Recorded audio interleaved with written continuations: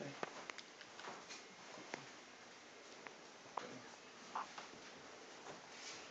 Alcohol is America's drug of choice. When people think about drugs, cocaine, marijuana, and other illegal substances tend to come to mind. However, there is one legal substance that people do not think about. Now training to become a paramedic, I see more people abusing this legal substance than any other illegal drug. All over America, people use alcohol as a means of celebration, as a stress reliever, or as a social icebreaker. In America, alcohol represents the #1 drug choice among teens and adults alike. According to Dick Schaffner, although Americans consider itself at war against drugs, it does not battle alcohol with the same efforts. Since alcohol negatively impacts the lives of Americans and more deaths than any other drug, it is truly America's drug of choice. By definition, a drug is any substance that possesses a psychoactive nature. Author Rebecca Donnell believes that any substance that alters a person's mood or behavior has a psychoactive nature. Illicit drugs that include cocaine, crack, marijuana, heroin, and other drugs. The psychoactive effects of drugs may vary. For example, cocaine users experience an immediate sensation of pleasure that, once faded, leaves the user craving more. Psychiatrist Chris Johnson says that that cocaine blocks the flow of neurotransmitters, the user experiences a loss of appetite and feeling of fatigue and depression. These feelings lead the user to become dependent. Alcohol gives the users similar feelings. According to author Kane, enough alcohol absorbed into the body over a period of time causes our normal controls to go on strike, and we begin to feel a deceptive sense of freedom and excitement. Like cocaine users of alcohol are temporarily empowered with a false pleasure. Although in the same way as other drug users, alcohol users experience a feeling of depression once effects wear away. Although a person may often appear happy and animated after consuming alcohol, in truth, alcohol depresses the person's system. The person experiences a loss of control over his or her behavior. Dr. Kane observes that temporary state of happiness ends, a complete opposite stage begins. Sometimes the person may become so immediately depressed that he or she experiences grief and emotional breakdown or severe personality changes. The person soon experiences the need for the previous state of happiness. In this way, alcohol mimics drugs' addictive ways. Because of this similarity in the addictive nature, many professionals consider it an addictive drug.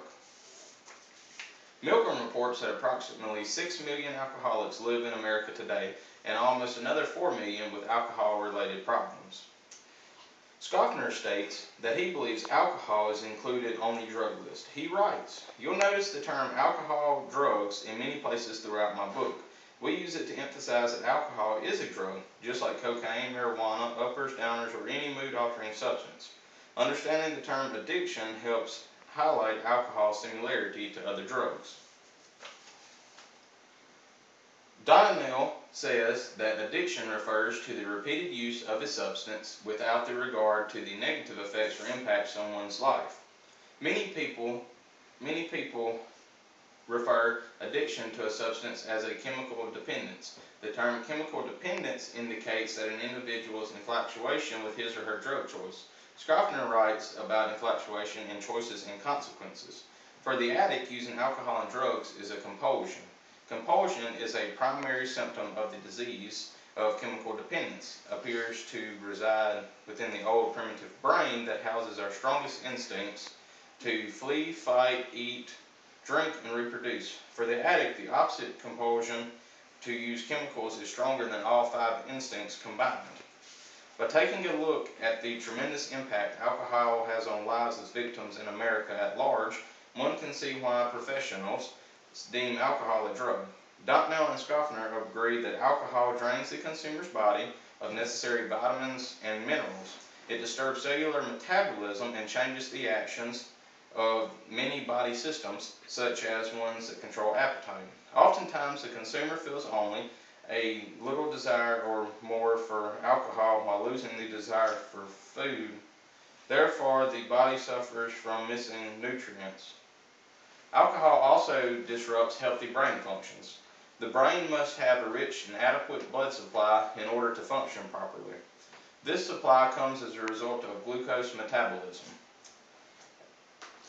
Alcohol causes an overproduction of insulin, which reduces the blood flow created by glucose metabolism. Unfortunately, this disruption of proper blood flow creates a domino effect in the consumer's body. Fontenelle includes information in her book concerning the central nervous system. The central nervous system includes the brain and spinal cord. It is responsibility for controlling voluntary movements like walking and involuntary movements like breathing. From the spinal cord, the central nervous system reaches out to every area of the body. Commands for all of the body's actions flow from the brain. Research shows that consuming alcohol interrupts the flow of communications between the brain and body. This interruption causes intoxication. According to Dr. Kane, the medical community defines intoxication as poisoning by spiritual substance. The word toxic means poison.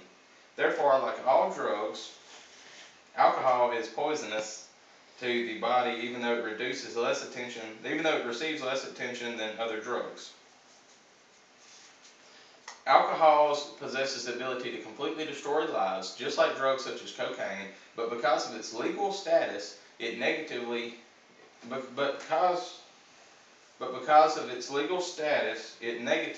impacts more lives than other drugs. Alcohol causes physical and emotional harm to the user and chips away at the fabric of American families. Alcoholism destroys families and kills thousands of Americans each year. Alcohol is truly America's drug of choice.